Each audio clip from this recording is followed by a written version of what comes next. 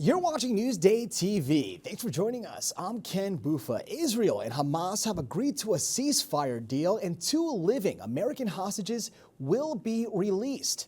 Now, this would be part of phase 1 of the deal. The Israeli prime minister says the details are still being worked on. Now, the deal promises to release dozens of hostages held by Hamas and release hundreds of Palestinian prisoners in Israel. It also allows for thousands to return to what remains of their homes. Now, once the deal is approved, there will be a 6-week stop to the fighting. And the FDA has banned red dye number 3 from foods. Now, the dye is used in foods like candies, snack cakes, and maraschino cherries. It was banned from makeup nearly 35 years ago. Some studies say the dye caused cancer in lab rats. Not just candy, but even medicines could have artificial dyes in them. So I would be on the lookout for not only red 3, but red 40, yellow 5, yellow 6. These are things that you might be finding in even sports drinks like Gatorade or Powerade, because they come in all these varieties of colors. Take a look at the ingredients, and if there are dyes, do some research.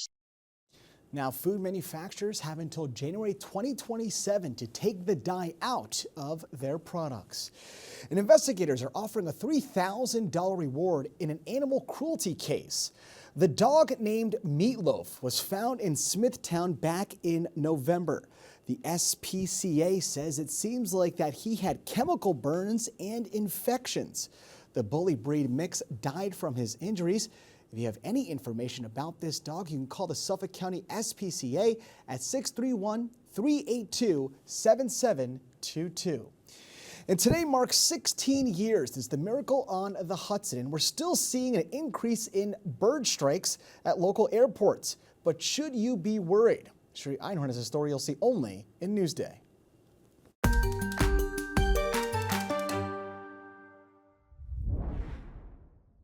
We may end up in the Hudson. The sight of it was almost unbelievable. A plane landing on the Hudson River. All 155 passengers and crew on board survived. It was 16 years ago that a bird strike moments after takeoff forced that water landing. It also thrust the issue of bird strikes into the national spotlight. Well, I remember it because I'm a flight attendant. He was amazing. What that captain did, it was pretty cool. Experts say while significant bird strikes like that one can and do happen, they are considered rare. Data from the Federal Aviation Administration shows over 400 reported bird strikes annually in recent years at LaGuardia, JFK, Republic, and MacArthur airports. You run up short of Bravo 2. Here at MacArthur, dispatchers track 7 different frequencies. You have to listen for that one key, like, oh, we have a bird strike, or we're having an issue. Airports are required to have a wildlife mitigation plan that includes monitoring and mitigation.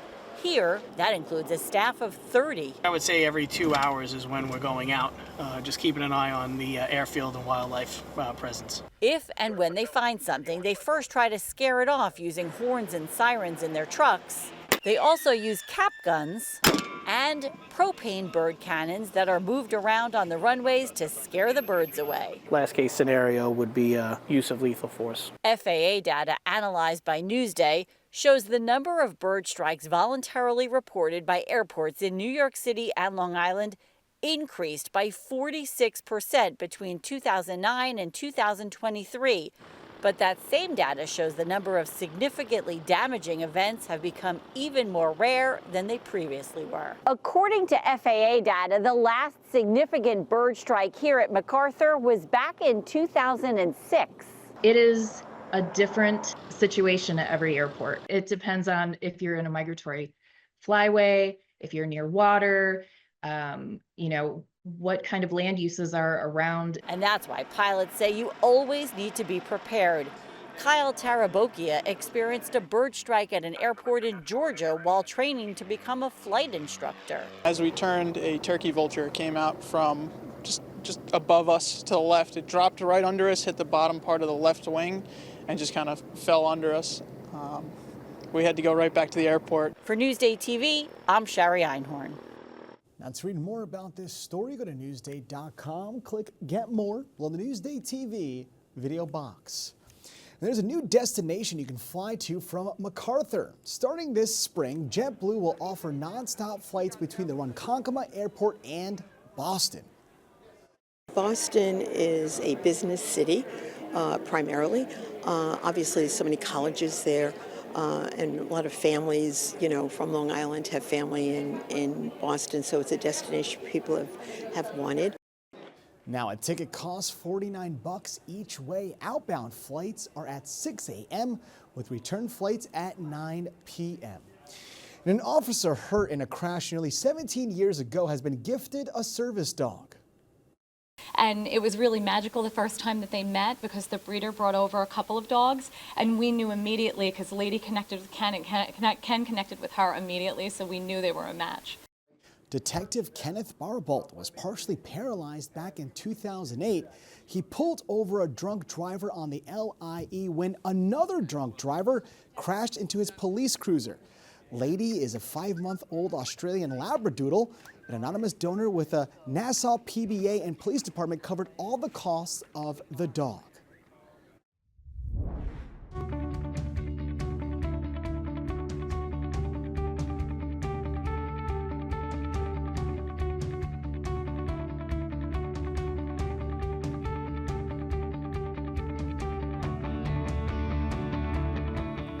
Macy Eglin has your fitness fix.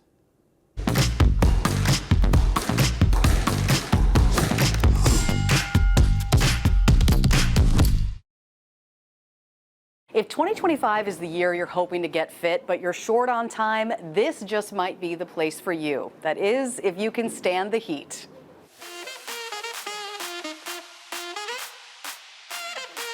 HotWorks in Bethpage is Long Island's first location of the national chain. And here you'll break a sweat in no time because you'll be exercising in up to 130 degrees.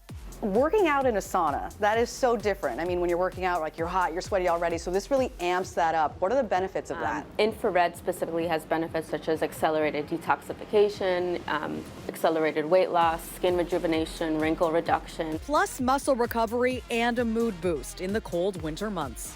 It is warm in here. Like, I'm already starting to sweat.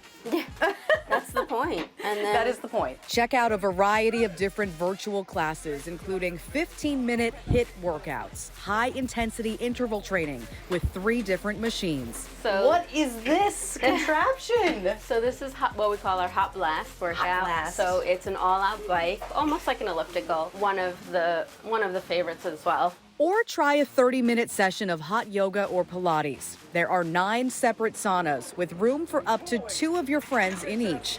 Plus, you pick your level of heat. I want you sweating by the time we're done with this I'm sweating, buddy. You will be. I am sweating. I'm definitely sweating. Burn the same amount of calories in half the time. And with 24-hour access to the building, you can get in, get out, and get on with your day. Reporting for Newsday TV, I'm Macy Eglin. I'm unwell.